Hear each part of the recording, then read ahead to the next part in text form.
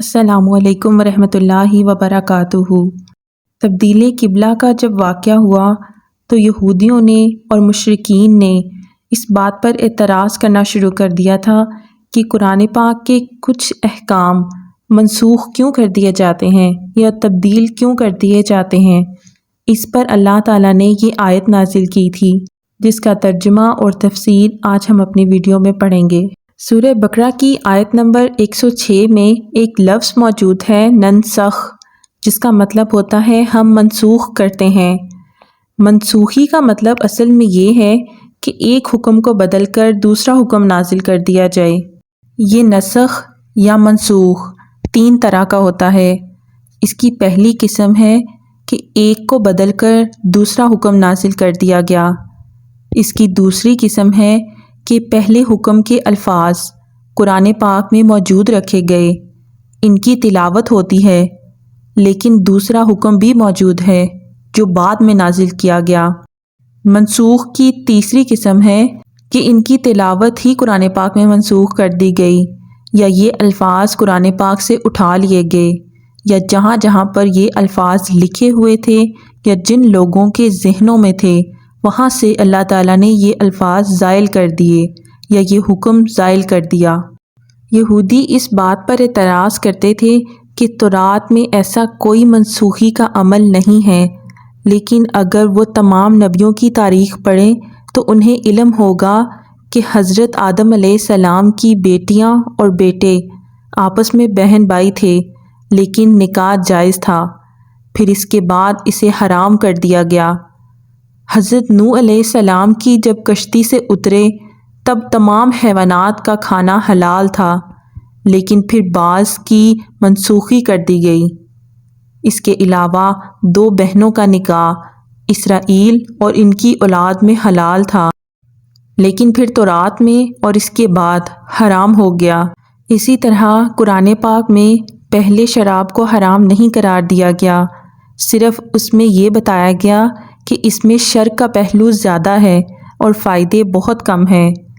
اس کے بعد بھی ڈائریکٹ اس کو حرام نہیں قرار دیا گیا۔ دوسرا حکم ہوا کہ نماز اور عبادات کے دوران شراب ممنوع ہے، لیکن بعد میں آخری حکم یہی نازل کیا گیا کہ شراب حرام ہے۔ پہلے مسلمانوں کو حکم تھا کہ ایک ایک مسلمان 10 کافروں سے لڑے اور ان کے مقابلے سے نہ ہٹے، لیکن پھر یہ حکم منسوخ کر دیا گیا اور 2 کے مقابلے میں صبر کرنے کا حکم ہوا۔ دونوں آیتیں اللہ تعالیٰ کی کتاب میں موجود ہیں۔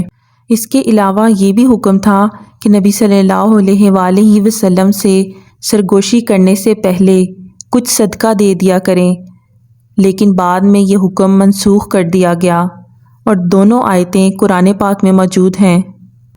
سورہ نساء میں اللہ تعالیٰ نے زنا کرنے والی عورتوں کی سزا مقرر فرمائی کہ انہیں گھروں میں بند رکھو یہاں تک کہ انہیں موت اٹھا لے جائے یا اللہ تعالیٰ ان کے لیے کوئی راستہ بنا دے، لیکن پھر سورہ نور کے شروع میں زانی مرد اور زانیہ عورت کو 100 کوڑے مارنے کا حکم دیا گیا۔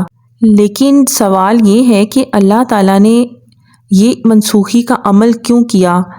تو اس کا جواب ہے کہ ہر دور کے انسانوں کی ذہنی صلاحیتیں اور سوچنے سمجھنے کی صلاحیتیں مختلف ہوا کرتی تھیں، اور اللہ تعالیٰ نے یہ احکامات اس وقت کے انسانوں کے لیے بہترین انداز میں نازل کیے تھے، لیکن بعد میں آنے والے انسان ذہنی اور شعور کی پختگی زیادہ رکھتے تھے، یعنی انسانوں نے بھی اپنی سوشل ایولیوشن کی یہ جدوجہد جاری رکھی تھی، اس لیے ہر دور کے ہر نبی نے اسی مناسبت سے ان کو تعلیمات دیں، لیکن قرآن پاک میں اللہ تعالیٰ نے بہترین حکم پیش کر کر اسے مکمل کر دیا رہتی دنیا تک کے انسانوں کے لیے۔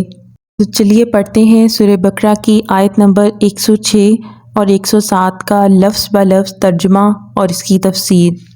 ما نہیں، ننسخ ہم منسوخ کرتے ہیں، من سے، آیاتن کوئی آیت، او یا، ننسیہا ہم بلا دیتے ہیں اس کو، ناتی ہم لے آتے ہیں، بخیرن بہتر، منہا اس سے، او یا مثلہا اس جیسی، کیا، لم نہیں، تعلم تم جانتے، انا بے شک، اللہ اللہ، علی اوپر، کلی ہر، شیء قدیر ہر چیز پر قدرت رکھنے والا ہے۔ جو بھی ہم منسوخ کرتے ہیں کوئی آیت یا اسے بھلا دیتے ہیں تو ہم اس کی جگہ پر لے آتے ہیں اس سے بہتر یا کم از کم ویسی ہی۔ کیا تم یہ نہیں جانتے کہ اللہ ہر شے پر قدرت رکھتا ہے؟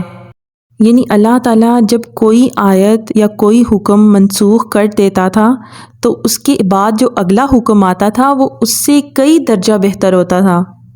نیکسٹ آیت ہے آیت نمبر 107، کیا، لم نہیں، تعلم تم جانتے، انا بے شک، اللہ اللہ، لہو اس کے لیے ہے، ملکو بادشاہت، السماواتی آسمانوں کی، والارضی زمین کی، وما اور نہیں، لکم تمہارے لیے، من سے، دون اللہ سوائے اللہ کے، من ولی کوئی دوست، ولا اور نہیں، نصیر کوئی مددگار۔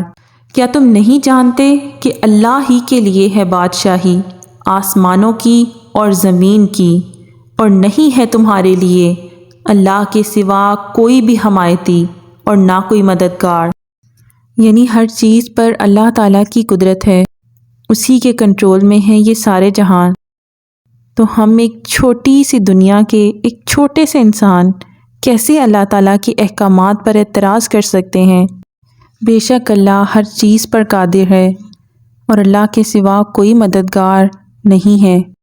اللہ تعالیٰ یہ ان لوگوں سے کہہ رہے ہیں جو دوسروں کے دلوں میں وسوسے ڈالتے ہیں، اور ان لوگوں سے بھی جو اس وسوسے سے متاثر ہوتے ہیں کہ اللہ کے سوا نہ تو تمہارا کوئی دوست ہے اور نہ ہی مددگار۔ تو مشرکین کی باتوں میں آنے کی بجائے اس دین پہ قائم رہیں۔ جزاک اللہ خیرہ۔